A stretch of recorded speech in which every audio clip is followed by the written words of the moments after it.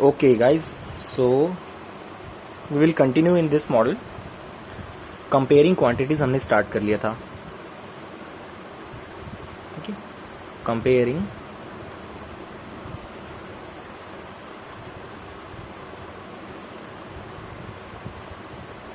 Quantities. इसमें हम लोगों ने कंपाउंड इंटरेस्ट तक पढ़ लिया था. ठीक है, कंपाउंड इंटरेस्ट के केस में क्या पढ़ा था हमने कि अगर कोई भी एक पी अमाउंट को हम कंपाउंड इंटरेस्ट पे टी टाइम के लिए रख दें, जहाँ पर टी टाइम इन ईयर्स है, विथ R% इंटरेस्ट, जहाँ पर R किस में होना चाहिए, पर एनम में. तो हमारे पास अमाउंट का फॉर्मूला था principal into 1 plus R by 100 की पावर T. ठीक है, यहाँ से अगर कंपाउंड इंटरेस्ट निकालना होता था तो क्या करते थे, सिंपली अमाउंट माइनस पी. अगर इसका भी फॉर्मूला बनाना चाहो तो लिख सकते हो P multiplied by 1 plus R upon 100 की पावर T माइनस पी. जहाँ से P को जब बाहर निकाल लोगे वो आ जाएगा 1 प्लस R बाय 100 की पावर T माइनस 1. ठीक है, तो इस पे हमने कुछ क्वेश्चंस भी कर लिया था बेसिक्स. अब इसके आगे का डिस्कस करते हैं. ठीक है, अच्छा, अब ये सेशन क्योंकि मोबाइल पर रिकॉर्ड हो रहा है, सो थोड़ा सा डेटा भी ज़्यादा लगता है. So what we will do is कि क्वेश्चन बनाने के लिए जो तुम्हें टाइम मिल रहा होता था वो अभी मैं इस सेशन में नहीं प्रोवाइड करूँगा. मैं तुम्हें इंस्ट्रक्ट करूँगा कि तुम क्वेश्चन को पॉज करो. ठीक है, और पॉज करके तुम क्वेश्चन को बनाओ. देन जब तुम्हारा आंसर आ जाए या फिर ना आए तब फिर तुम वीडियो को प्ले करना. ठीक है, तो उससे थोड़ा सा टाइम सेव कर पाएंगे. So starting off with our next topic which is rate compounded annually और half yearly. Rate compounded annually और हाफ ईयरली. ठीक है, अब देखो ये हाफ ईयरली का मतलब क्या होता है. अभी तक हमने क्या बोला कि जैसे तुम कोई भी अमाउंट लेके बैंक में गए, ठीक है, 1000 रुपीज़ लेके गए, तो बैंक क्या करेगा, अगर तुम बैंक ने तुम्हें बोल रखा है ना कि मैं तुम्हें 5% का इंटरेस्ट पर एनम दूंगा, तो अगर तुम 1 साल से पहले पहुंच जाओगे ना तो बैंक तुम्हें वो इंटरेस्ट नहीं देगा. ऐसा नहीं करेगा कि वो हर मंथ इंटरेस्ट जोड़ रहा है, वो तो उस डेट पे जोड़ रहा है जिस डेट पे 1 मंथ कंप्लीट हो रहा है. ठीक है, तो वैसे ही कुछ कंपाउंडेड इंटरेस्ट हाफ ईयरली भी होते हैं, जो हाफ ईयरली में ही जिनका अमाउंट बन जाता है. ठीक है, बेसिकली तुम अगर एकदम लेमैन टर्म्स में समझना चाहो तो ऐसे समझ सकते हो कि जो कैलकुलेशन होता है इंटरेस्ट का, वो जिस डेट पे होता है वो डिसाइड होता है रेट से. अगर रेट 5% पर एनम की है ना तो हमारा इंटरेस्ट 1 साल में ही कैलकुलेट होगा, उससे पहले नहीं. तो ऐसा करके देखते हैं. हम 2 एग्जांपल लेते हैं. ठीक है, केस 1 जिसपे हमने एक प्रिंसिपल ले लिया है ₹100 का और उसको 10% पे हम लोग एनुअली कंपाउंड कर रहे हैं, कंपाउंडेड एनुअली. ठीक है, और ये तो था केस 1. और हम एक और ले लेते हैं, केस 2. यहाँ पर भी हम सेम प्रिंसिपल ले लेते हैं ₹100 का, बट इस बार हम उसे क्या करते हैं, इस बार हम उसे 10% पर एनम पे ही 10% पर एनम पे ही कंपाउंडेड हाफ ईयरली. ठीक है, तो और हाफ ईयरली कंपाउंड किया पर इसको 1 साल तक छोड़े. ठीक है, इसका मतलब 6 महीने में एक बार इसका अमाउंट कैलकुलेट हो जाएगा और फिर नेक्स्ट 6 मंथ में एक बार और इस ये वाले का क्या होगा, डायरेक्टली एक साथ टाइम पीरियड 1 ईयर रहेगा. ठीक है, तो सबसे पहले अगर इसको भी टाइम पीरियड 1 ईयर है बट हाफ ईयर में कैलकुलेट हो जाएगा, यानी कि इसमें 2 बार अमाउंट कैलकुलेट होगा. ठीक है, तो इसका टाइम पीरियड अगर 1 ईयर है तो इसका टाइम पीरियड एक्चुअली में वो होगा हाफ ईयर का. ठीक है, उसके बाद हाफ ईयर के बाद अलग से सीन होगा कुछ. तो फर्स्ट केस में जब अमाउंट A1 तुम निकालोगे तो वो आ जाएगा प्रिंसिपल प्लस इंटरेस्ट. ठीक है, तो या तो तुम डायरेक्टली फॉर्मूला निकाल के निकाल सकते हो या फिर तुम इसका क्योंकि 1 साल की बात है तो नॉर्मल जो इंटरेस्ट है वही कैलकुलेट कर सकते हो, ठीक है। ये तो पता है ना, कंपाउंड इंटरेस्ट CI और SI 1 ईयर तक सेम ही रहता है, 1 ईयर तक तो सेम ही चीज़ देगा, ठीक है। 1 ईयर के बाद से क्या होता है कि ये इंटरेस्ट पे भी हमें इंटरेस्ट मिलने लगता है। तो प्रिंसिपल है 100 रुपये और इंटरेस्ट कितना बना होगा, 10% है, 10% है तो 1 साल का 10% यानी कितना बन गया होगा, 10 रुपीज़ यानी कि 110।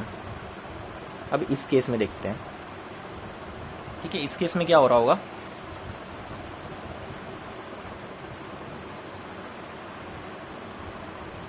इंटरेस्ट जो आ रहा होगा वो तो आ रहा होगा 100 into rate of interest 10 multiplied by half, क्योंकि हाफ ईयर का टाइम पीरियड है इसका। तो अपॉन 100 करोगे तो ये आ जाएगा 5, तो इसका अमाउंट 1 आ जाएगा 100 + 5 विच इज़ 105। लेकिन अभी ये कब तक हुआ है, ये तो अभी 6 मंथ्स का है, ठीक है। तो इस केस में दूसरा एक अमाउंट भी आएगा, अमाउंट 2, जो कि क्या हो जाएगा, इसको प्रिंसिपल मान लेगा, ठीक है। 105 प्लस इंटरेस्ट 2, इस पर कुछ एक इंटरेस्ट लगेगा, ठीक है। तो 105 पे भी जब तुम इंटरेस्ट निकालोगे तो कितना आ जाएगा 105 पे, अगर मैं I2 की बात करूँ तो आ जाएगा 105 into again 10% interest half year के लिए, P into R into T by 100, cancel किया तो ये अगेन कितना आ गया 5.25 कह रहा हूँ।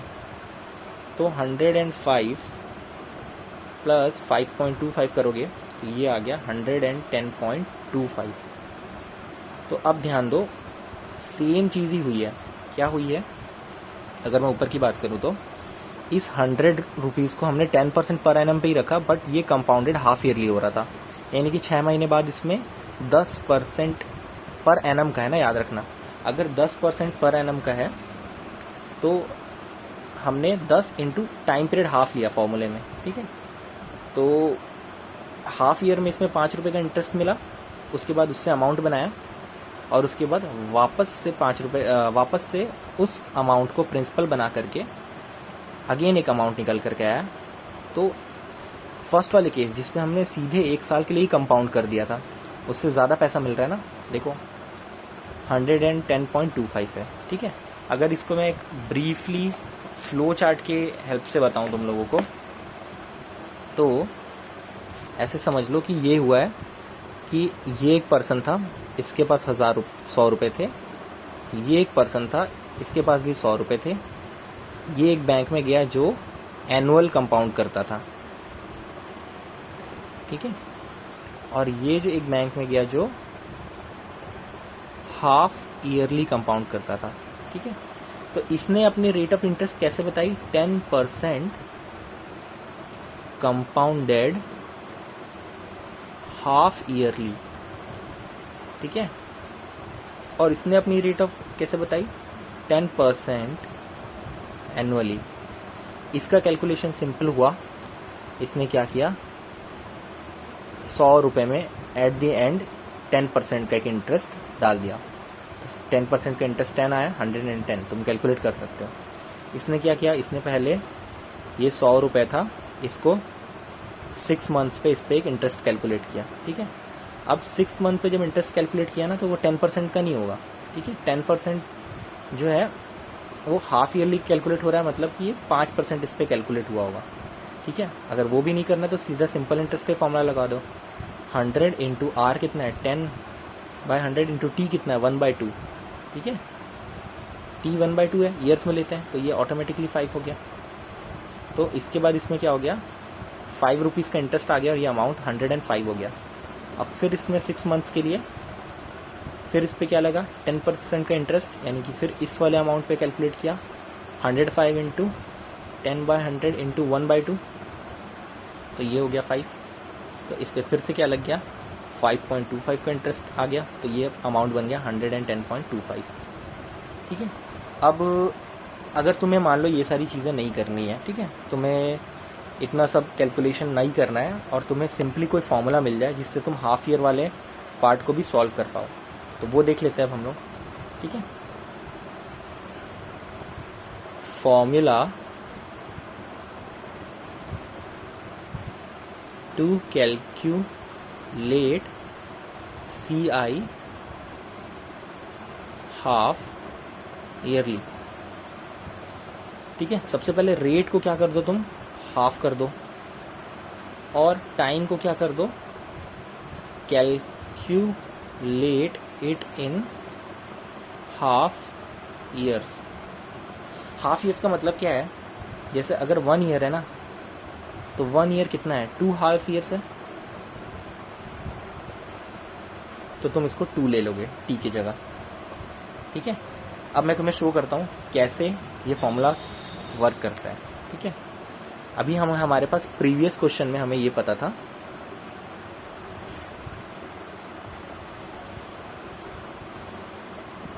Just a second,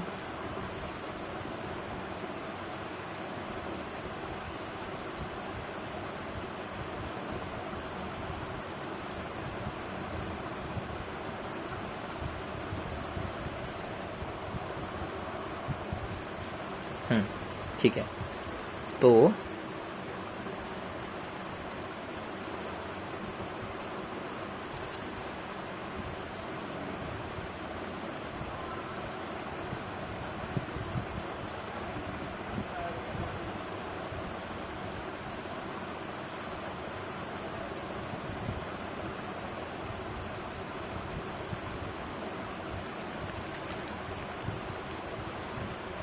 okay, I think we are good now.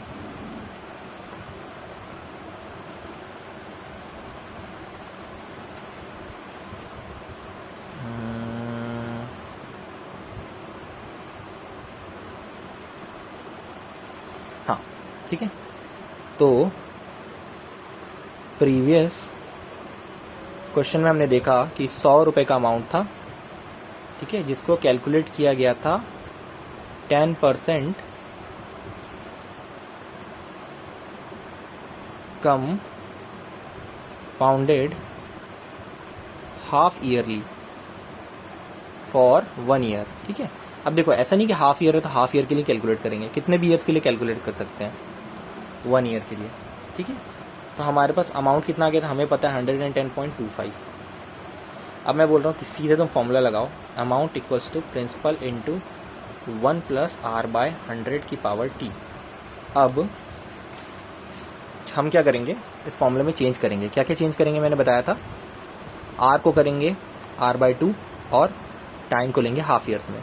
तो टाइम अगर 1 ईयर है तो कितना हाफ ईयर्स होता है, 2 हाफ ईयर्स। ठीक है, इसमें भी अगर डायरेक्टली चाहो तो t को 2 से मल्टीप्लाई कर सकते हो अगर t ईयर्स में है तो। ठीक है, जैसे मान लो 1/2 ईयर्स है,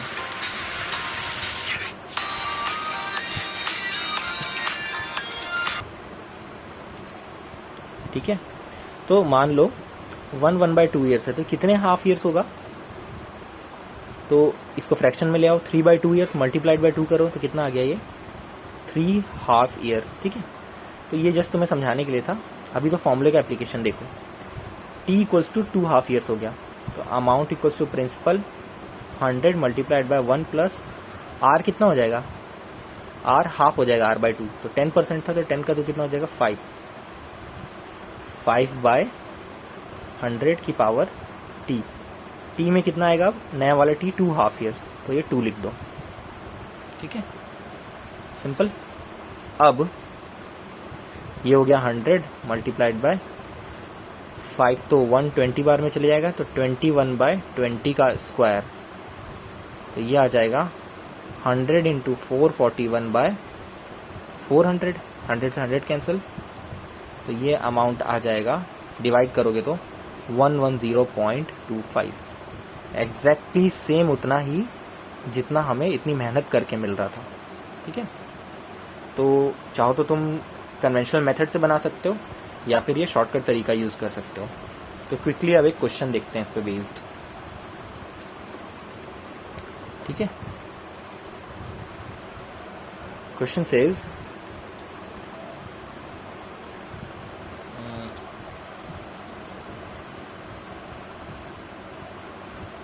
just a second, let me open the PDF.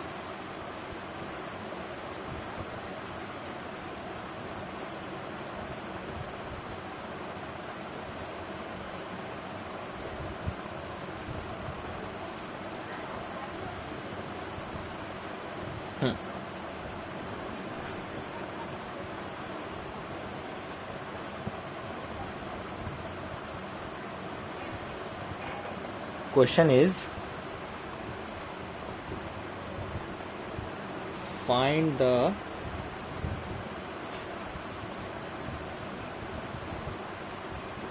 amount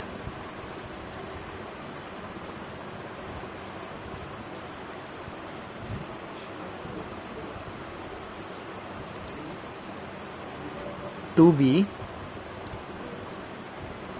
repaid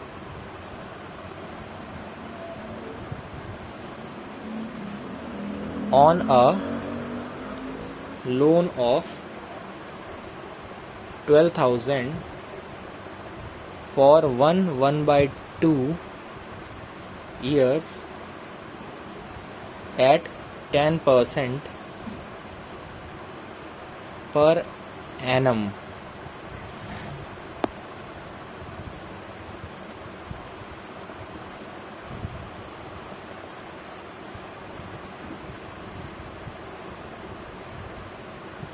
Compounded half yearly. ठीक है, तो सबसे पहले तो ये कितने साल के लिए 1/2 ईयर. हाफ ईयरली कैलकुलेट हो रहा है, मतलब हमें ये समझ में आ जाना चाहिए कि क्या हो रहा होगा. पहले ये 12,000 का रेट, ठीक है, इस पे 6 मंथ पे एक इंटरेस्ट आएगा, फिर ये कुछ अमाउंट बन जाएगा, इंटरेस्ट जुड़ के दिस प्लस समथिंग दिस, फिर इस पे 6 मंथ्स में एक इंटरेस्ट आएगा. ठीक है, फिर इस पे लास्ट में 6 मंथ्स पे एक इंटरेस्ट आएगा और ये फाइनल अमाउंट बनेगा. ठीक है, यही है तरीका. तो एक तो कन्वेंशनल तरीका है कि बहुत लंबा लंबा मेथड फॉलो करते जाएं, हर बार निकालते जाएं और अमाउंट पे पहुंचे, या फिर हम डायरेक्टली यूज़ कर सकते हैं फॉर्मूला. अमाउंट इक्वल्स टू क्या लिखा हमने, प्रिंसिपल इंटू 1 प्लस r/100 की पावर t. यहाँ पर r कितना हो जाएगा, 10% डिवाइडेड बाई 2 कितना हो जाएगा, 5%. और t क्या, कितना हाफ ईयर्स है, 1/2 ईयर्स, यानी कि कितने हाफ ईयर्स होंगे इसमें, ऑब्वियसली 3 हाफ ईयर्स होंगे. तो t की वैल्यू तुम 3 लोगे. इस चीज़ को ऐसे भी कैलकुलेट कर सकते थे कि ये ईयर्स में तो उसको फ्रैक्शन बना लो 3/2, अब उसको सिंपली 2 से मल्टीप्लाई कर लो तो भी आ जाता तुम्हारा 3. ठीक है, अगर t ईयर्स में है तो उसको मल्टीप्लाई कर दो 2 से, तो कितने हाफ ईयर्स हैं वो निकल जाएगा. तो अब इस चीज़ की वैल्यू को रखते हैं 12,000 1 प्लस r कितना है 10, यानी कि 5/100 की पावर t कितना है 3. तो ये आ गया 12,000 इंटू 21/20 की पावर 3. इसको ऐसे भी लिख सकते हो 12,000 मल्टीप्लाइड बाय 441 अपॉन 400 इंटू 21/20. तो चलो 1 0 0 0 तो यहाँ से ऐसे ही कैंसिल हो गया. ठीक है, 4 3 12 हो गया. ठीक है, अब 2 बच गया. तो फाइनली इसका जब तुम कैलकुलेशन करोगे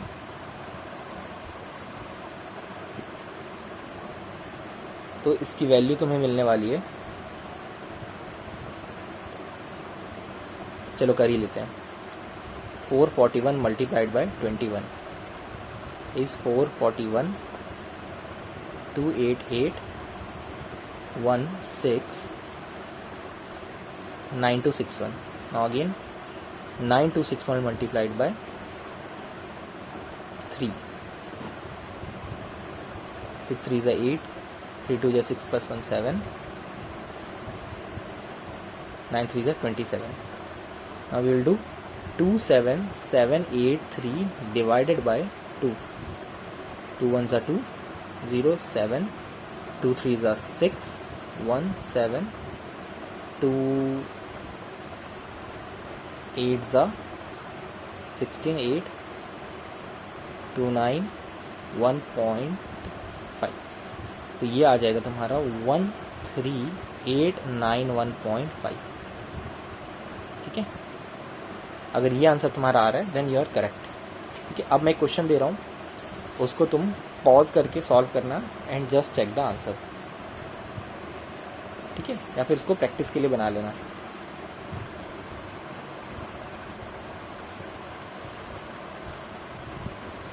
प्रैक्टिस क्वेश्चन है। इसके आंसर तो मुझे सबमिट करोगे अभी सॉल्व करने के बाद।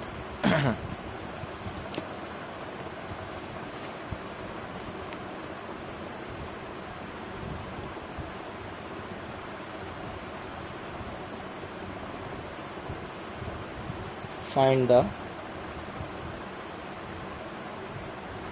amount to be paid.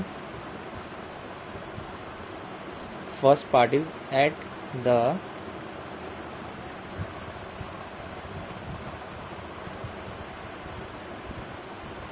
end of 2 years on rupees 2400 at 5% per annum compounded annually, and second is at the end of 1 year on 1800 at 8% per annum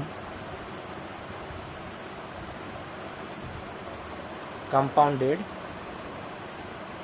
quarterly। ठीक है।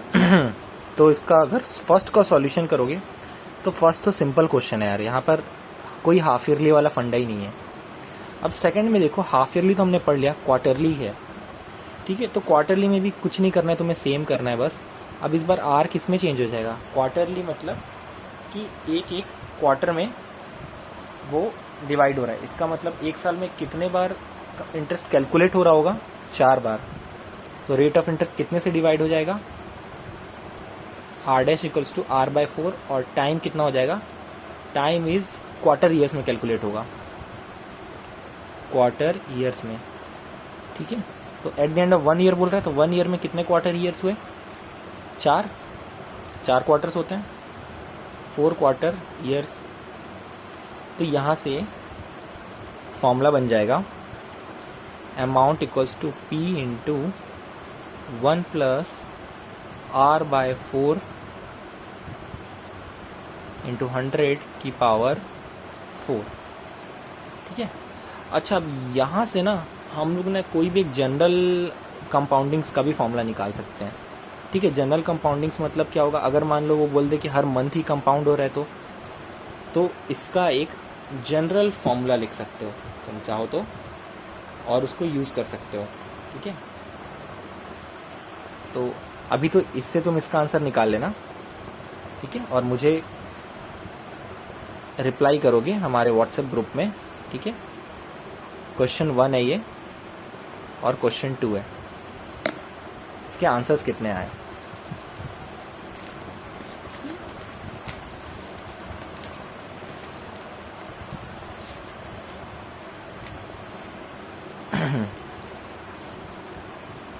ठीक है। अब इसका जनरल क्या है, मान लो कि हमारे पास एक ईयर में n कंपाउंडिंग्स है, ठीक है। n कंपाउंडिंग्स मतलब क्या, कितने भी, 1 2 3 4 जितना भी। तो अमाउंट का फॉर्मूला हो जाएगा principal into 1 plus R by n multiplied by NT। अब इसको देखते हैं, मान लेते हैं R के n के जगह मैंने 2 रखा, तो ये किसका फॉर्मूला बन जाएगा, हाफ ईयरली वाला फॉर्मूला बन जाएगा ये, हाफ ईयरली। कैसे, amount equals to P into 1 plus R by 2 into 100 की पावर 2 इंटू T। इसको लिख सकते हो P into 1 plus R by 2 upon 100 की पावर 2 इंटू टी। तो ये तो क्या है, यही तो 2 इंटू टी क्या होगा, अगर टी ईयर्स में होगा तो ये हाफ ईयर्स में कैलकुलेट हो जाएगा, ठीक है। तो कुछ बुक्स में ये फॉर्मूला भी दिया होता है, but if you know the process then normal तरीके से भी बना सकते हो तुम इसको, ठीक है।